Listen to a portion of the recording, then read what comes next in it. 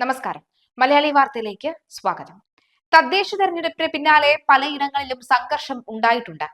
വടിവാളുകളുമായി CPM പ്രവർത്തകർ കൊലവിളി നടത്തുകയും ചിലർ ബോംബ് എറിയുകയും ചെയ്ത സംഭവം വരെ വന്നിട്ടുണ്ട്.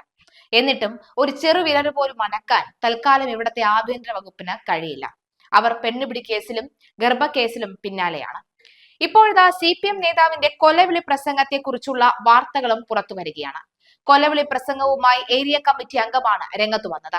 CPM ബേപ്പൂർ ഏരിയ കമ്മിറ്റി അംഗം സമീഷാണ് കൊലവിളി നടത്തിയത്. ഞങ്ങൾക്ക് അരിവാള് കൊണ്ടും ചില പണികളൊക്കെ അറിയാം എന്നാണ് സമീഷ് വെല്ലുവിളിച്ചത്.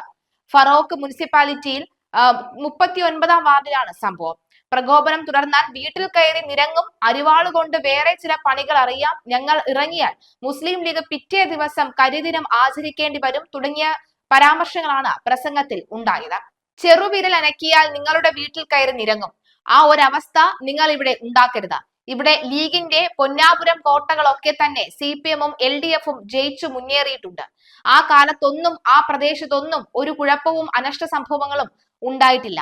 ജനാധിപത്യപരമായി തെരഞ്ഞെടുപ്പ് നടക്കും, വോട്ട് അധികം കിട്ടിയവർ ജയിക്കും. അതിന് ആക്രമത്തിന്റെ പാത സ്വീകരിച്ചാൽ അത് ഞങ്ങൾ തടയും. ഞങ്ങളുടെ സഖാക്കൾ ഉശരാർന്ന പ്രവർത്തനം ഇന്നു മുതൽ ഇവിടെ സംഘടിപ്പിക്കും. ആ പ്രവർത്തനത്തിൽ ഏതെങ്കിലും തരത്തിൽ തടസ്സം സൃഷ്ടിക്കാൻ നോക്കിയാൽ നിങ്ങൾ 4 വാർഡ് ജയിച്ചതുകൊണ്ട് CPM-കാരുടെ കൊടി മടക്കിയിരിക്കണമെന്ന് തീട്ടൂരമിറക്കാൻ നീ ആരാണട ലീഗേ, ഈ മൂരി ലീഗിനെ ഈ മണ്ണിൽ തന്നെ ഞങ്ങൾ മുട്ടുകുത്തിക്കും എന്നായിരുന്നു പ്രസംഗം. മുസ്ലിം ലീഗിന്റെ വിജയാഹ്ലാദ പ്രകടനത്തിനിടെ പടക്കം പൊട്ടിച്ചതും ആയി ബന്ധപ്പെട്ട് സംഘർഷം ഉണ്ടായിരുന്നു.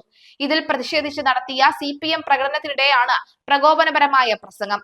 ഫറോക്ക് മുനിസിപ്പാലിറ്റിയിൽ 4 വാർഡുകൾ CPM-ൽ നിന്ന് ലീഗ് പിടിച്ചെടുത്തിരുന്നു.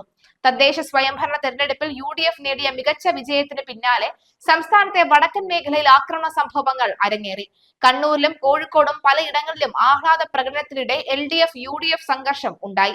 പാനൂരിൽ വടിവാളുകളുമായി CPM പ്രവർത്തകർ പ്രകടനം നടത്തി. നാട്ടുകാർക്ക് നേരെ വടിവാൾ വീശുന്നതിന്റെയും വാഹനങ്ങൾ തകർക്കുന്നതിന്റെയും ഒക്കെ CCTV ദൃശ്യങ്ങൾ പുറത്തു വന്നിട്ടുണ്ട്. ഈ ഭാഗത്തെ വീടുകളിലെ ചെടിച്ചട്ടികൾ തകർക്കുകയും വാഹനങ്ങൾ തകർക്കുകയും സ്ത്രീകൾ അടക്കമുള്ളവരെ ഭീഷണിപ്പെടുത്തുകയും ചെയ്തു. ഈ മേഖലയിൽ വ്യാപാര സ്ഥാപനങ്ങൾക്കും നാശനഷ്ടം ഉണ്ടായി.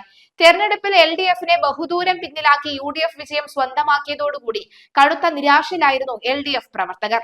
ഇതിന് പിന്നാലെയാണ് അക്രമ സംഭവങ്ങൾ അരങ്ങേറിയത്. കോഴിക്കോട് BJP-യുടെ വനിതാ സ്ഥാനാർത്ഥിയുടെ വീടിന് നേരെ സ്ഫോടക വസ്തു എറിഞ്ഞതായി പരാതിയുണ്ട്. BJP സ്ഥാനാർത്ഥി അനഘ C ബാബുവിന്റെ വീടിന് നേരെയാണ് ആക്രമണം ഉണ്ടായത്. ഇത് സംബന്ധിച്ച് അനഘ പരാതിയും നൽകി.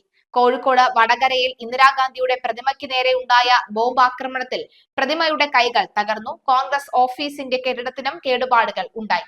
കാസർഗോഡ് UDF ആഹ്ലാദ പ്രകടനത്തിനിടയിൽ CPM പ്രവർത്തകർ ആക്രമണം നടത്തി.